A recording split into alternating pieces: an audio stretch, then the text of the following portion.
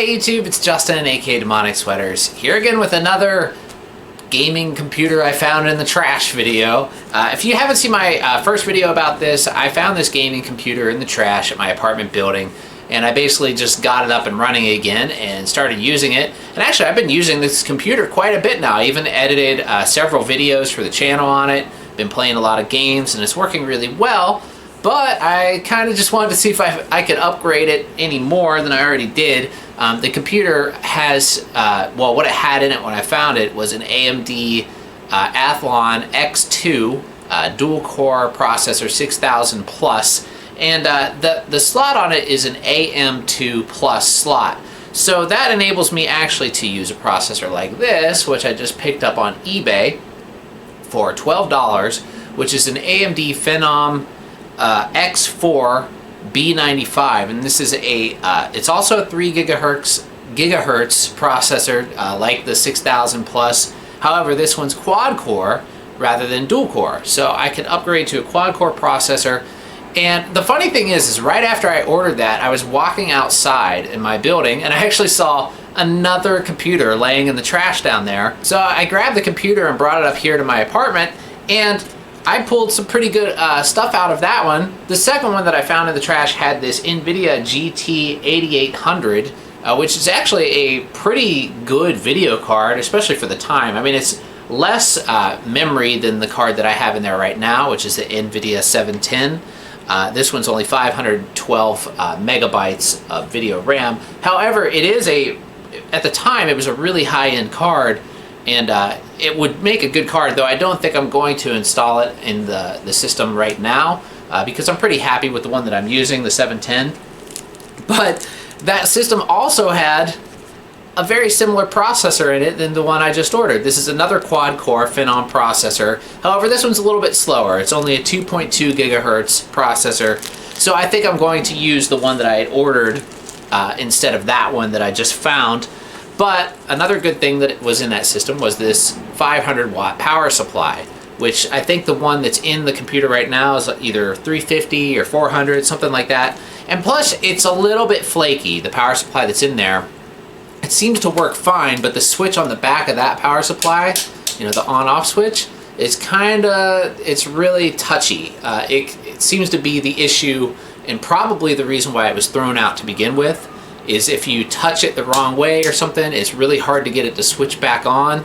And so I think I'm going to swap out this power supply if this one works. I'm going to test it first, and then swap out the CPU that I just got off of eBay, and then just upgrade the system a little bit more. So I figured I'd make a video about it. Okay, so the first thing I did was actually test the power supply, and it does seem to be working.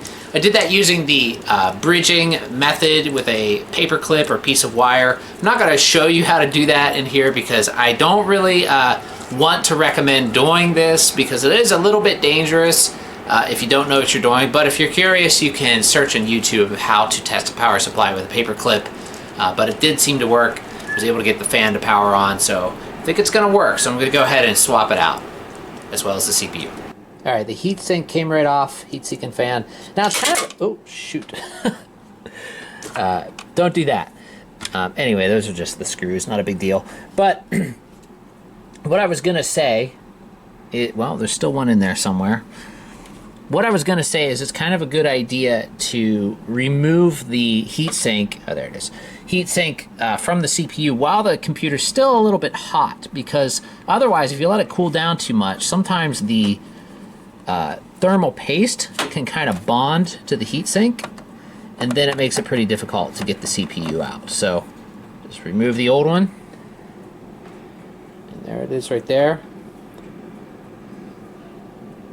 Set it aside. Okay, now to add the new CPU. And what you have to do is kind of look at the spaces on the bottom of the CPU where the pins are. See the 4 squares there? And if you look closely at the socket, you can see those 4 squares as well. So just make sure that they're lined up before you put it in. I have to put down the camera to actually put it in there. And as long as all your pins are straight, you should have no issue putting it in. It should just go right in. And then close the lock. All right, now I'm going to add some thermal paste. So let's do 5 dots. Try to do this while I'm holding the camera. It's a little difficult. Basically, a couple dots on the corners, and then one in the middle, and that should be good.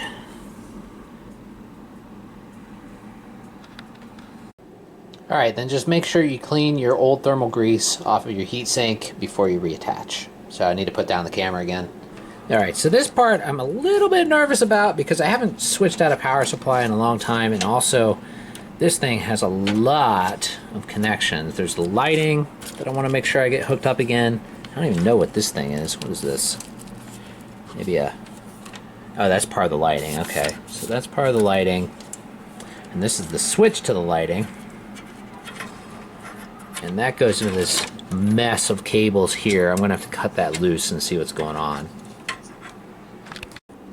Alright, so I got the old power supply out, and it's not as low wattage as I thought as 480, so it's pretty close, but it does feel pretty darn cheap. This one's pretty light, kind of crappy feeling. And this is the switch I was talking about. It's just, you can hear it doesn't even click when you turn it, or when you flip it. This one, on the other hand, has a nice solid click to it, as well as it feels way sturdier and better put together than that one. Alright, I think I have everything hooked up. So many wires, but I think so. I just have to double check everything, and I have some zip ties, so I'm going to clean up this mess a bit just after I double check all the connections. And then will be the moment of truth. Alright, I didn't go crazy with the zip ties, I just used one in case I need to open it back up again. I'm not real concerned with cable management, totally. I mean, there's no real way to get rid of a lot of this stuff, so I'm just gonna bunch it up right there. But there's been many videos, you know, it's really more for aesthetics, but what I was saying, there's been many videos disproving that, you know, really tucking your cables away makes things any cooler. So really it's not going to make any difference, it's just how it looks. So, but I think this is fine. Just make sure nothing's on any fans or anything like that. We should be good. Everything is working. I am amazed. Okay, so everything is up and running, and it's working really, really good so far. I went into Team Fortress 2, and I was averaging around 60 frames per second, which is the best that I've ever done on this particular computer. And I was also able to play Overwatch around 45 to 50 frames per second on auto settings, graphic settings, which is about medium, I think, or low to medium. But it was very playable, which was really impressive. It was actually more playable here than it is on my much newer 2018 Dell gaming laptop, which I was really, really surprised that the performance, and this is running in Linux too, so I'm using Lutris, running Overwatch through Linux, and able to get much better performance out of this. Now, if we look at the actual computer here and look at the system information, you can see now we've got the B95 processor, excuse me, 4 cores, 4 threads, 8 gigabytes RAM, got the Asus M3N72-D motherboard, GeForce 710 for graphics. Storage, we have my SSD as well as external terabyte hard drive and 2 DVD drives. One's a writer, which I've never used either of those, but I plan to actually because I want to burn some CDs pretty soon, which I haven't done in a long time. So I'm glad that there's one in here. My laptop doesn't have one. And then my UMC 404 HD audio interface. Now that's another thing that I want to test that I'm going to have to do outside the video, because what I want to do is see how low I can get the latency on the UMC 404, because usually processor speed has a lot to do with that. So if we go down here to the benchmarks, we can see for Blowfish, it's doing pretty good. You know, it's just behind the Core 2 Quad 2.8 gigahertz, and those are the only two that it has listed. So 3.3 seconds, I think that's seconds. Yeah, results in seconds for Blowfish, and everything here is fairly decent, you know, for a $12 processor. So we have CryptoHash, did really good on that one. It's just behind the i7 2.67 gigahertz Intel, and then above the Core 2 Quad Q9650. And if we just go through, they're all like pretty respectable, you know, for the age of this processor. And this one's good. I don't really know what all these tests do. I just kind of go by where it tells me here. Results are lower is better. So I trust in what it's telling me. So yeah, but overall performance seems to be much better for gaming. And the tests did a lot better here than they did when I had the other one. I didn't save my results, but I know they weren't nearly this good before. And what else? Oh, I did have this really strange thing happen, but I actually don't think it had anything to do with what I did. I think it was actually already happening. I just never noticed it because I Googled this, and apparently I'm not the only one experiencing this. And what that is when I was doing some testing and I unplugged the PC itself, I was still getting power to the fan, the case fan, somehow. And I was like, that is really odd. And so I was Googling it, and turns out I have one of these. Well, it's kind of off camera. I can't really reach it, or I can't pull it over because the cables. But I have a HDMI switch where I could switch between using this monitor as my second monitor on my laptop, as well as switch between, you know, this desktop. And somehow the HDMI cable from the switch, while the laptop is on, because I had the laptop on while I was doing this, can somehow send 5-volt power to the fans on the PC. Now, I'm not the only one who's ever experienced this.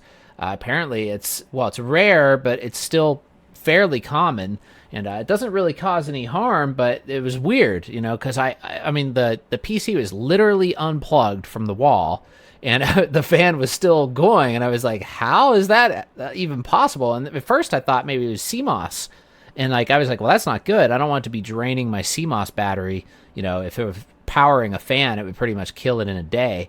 And so I was really worried about that, but after doing some searching, it seems like, and then I was able to verify when I unplugged the HDMI, the fan goes off. So it's definitely coming from that, and from what I've read, people can't seem to find any way that it's causing damage, and it's nothing to really worry about, and it has to do with those switches, the HDMI switches, which is really strange. I never experienced that before, and it doesn't do it if I don't use the switch, and also doesn't do it if I power off the laptop. So has something to do with the switch. I guess HDMI does have the ability to carry a small current through it to power certain devices, and I guess it just can happen, you know. So I don't think it's anything to worry about. The PC itself is running great. So I don't know. My next step now is what I'm going to do is take all this footage and edit it right here on this PC and see how it goes with that. Now, another thing that I've been able to do as far as rendering on this actual PC is you can actually use the NVENC encoder to render using the NVIDIA video card, and that has made things a lot faster than it was when I was using the old CPU to render. And the way I was able to do that, actually, I might as well show you guys that. Because this is something, actually, there's tutorials on YouTube about how to do this, and they have it set up as being much more complicated than I did it, but this is working for me. I don't know if this will work for you, but if we go into environment here, oh wait, no, I didn't even have to change that.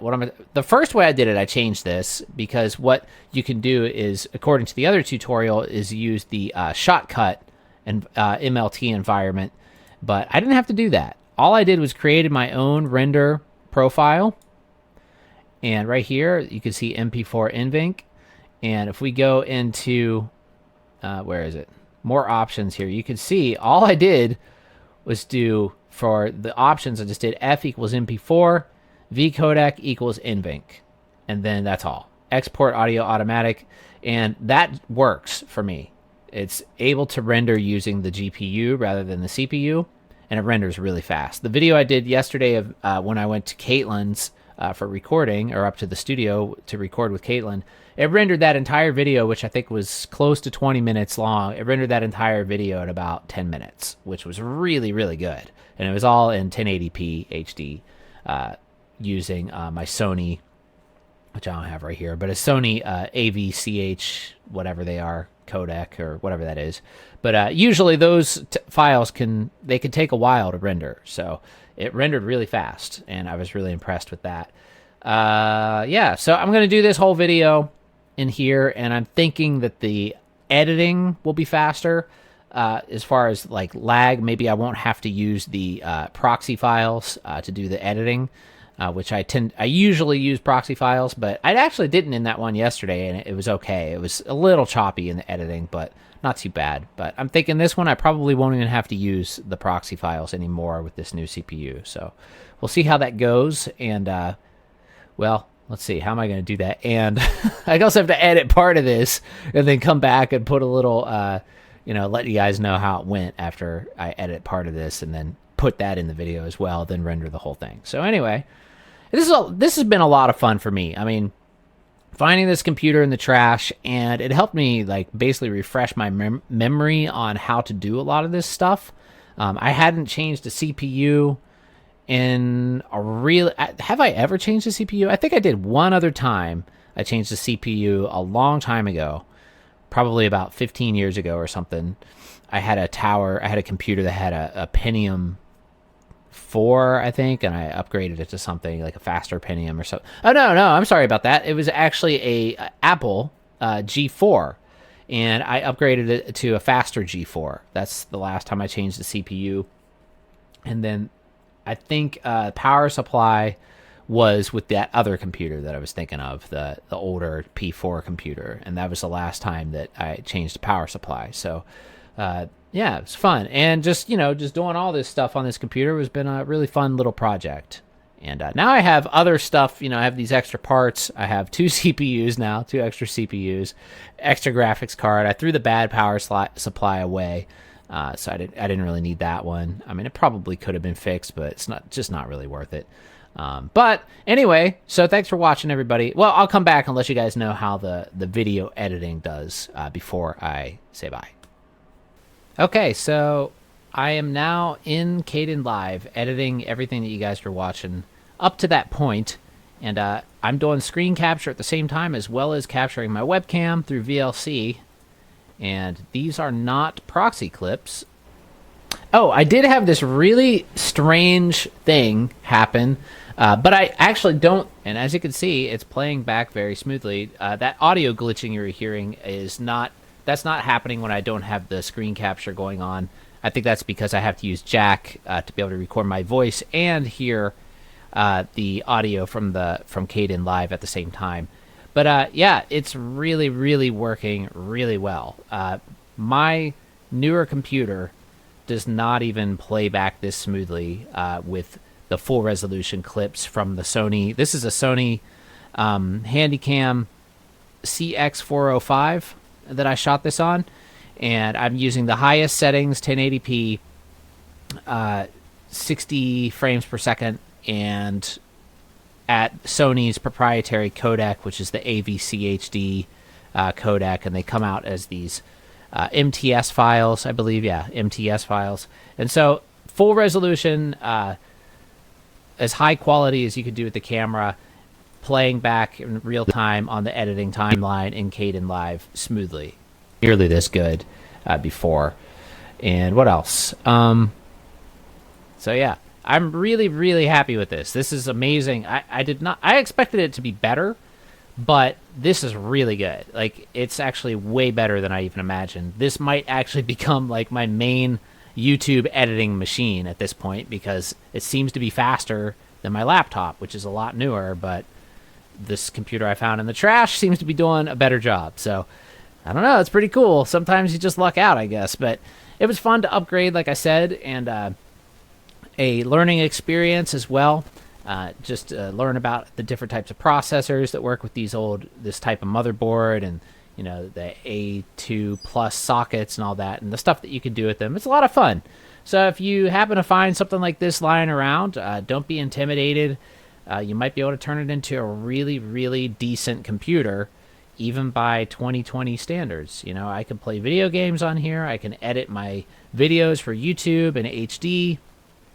I don't ever shoot in 4K, so I can't really comment on that, how well that would be. I don't think it would be... Well, you never know. Maybe it'd work. I mean, you could definitely do proxy clips and edit in 4K. If you don't know what a proxy clip is, it's basically like a lower resolution clip that you edit, and then when you render the project, it renders the full resolution project. And Kdenlive has the ability to do that. It's actually quite easy to do that in Kdenlive. I've made tutorials on it. You can check my other videos to see that if you want. But anyway, thanks for watching, everybody. Hopefully you guys enjoyed the video. And sorry, I'm not really... I'm kind of bundled up here and not really using my hands to talk because it's really, really cold today. And the heat is barely working in my apartment. And last night was freezing, actually, when I was trying to sleep. It was so cold, I'm like shivering in bed. But anyway, good stuff. Thanks for watching, everybody. Don't forget to subscribe, click the thumbs up, and the bell icon, like everybody always asks everybody to do. But you'll get notified when I upload new videos and all kinds of stuff about music, technology, computers, drums, synthesizers, all the kind of crap that I'm into and that you're probably into too. So anyway, thanks for watching, everybody, and have a great day.